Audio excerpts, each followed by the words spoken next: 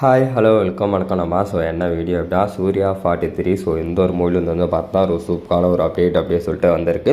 So இந்த படத்தோட official announcement அப்படின்னு சொல்லிட்டு ரீசெண்டாக கொடுத்துருந்தாங்க.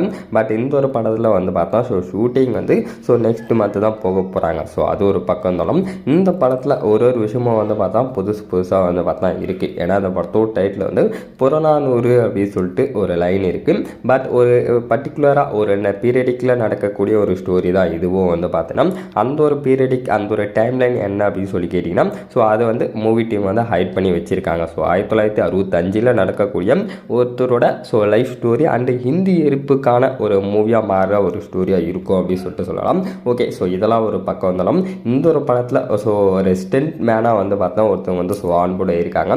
பட் இவங்க யார் அப்படின்னு சொல்லி பார்த்தா நேஷ்னல் அவார்டு வின்னிங் அப்படின்னு சொல்லிட்டு சொல்லலாம். ஸோ டைரக்டர் பை அண்ட் வந்து பார்த்தா சுப்ரீம் சுந்தர் மாஸ்டர். ஸோ அவள் தான் வந்து பார்த்தா ஸ்டென்ட் கொரியோகிராஃபிங் வந்து பார்த்தா சூர்யா 43. ஸோ நம்ம புறநானூறு 1965. ஸோ இந்த ஒரு மூவிக்கு கொரியோகிராஃபி பண்ண போகிறாங்க.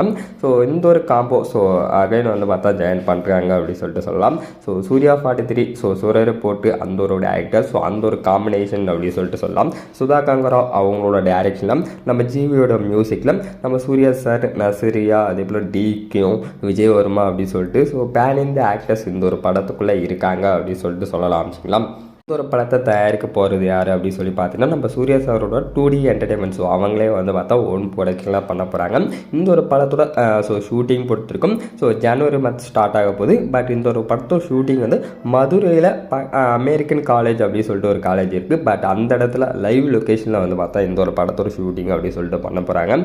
இதுக்கு முன்னாடி நம்ம சூர்யா சாரோட ஜெய்பீம் படத்தோட ஒரு கோட் சீன் ஒன்று வரும். அந்த ஒரு சீனே வந்து பார்த்தா அங்கே தான் ஷூட் பண்ணியிருப்பாங்க.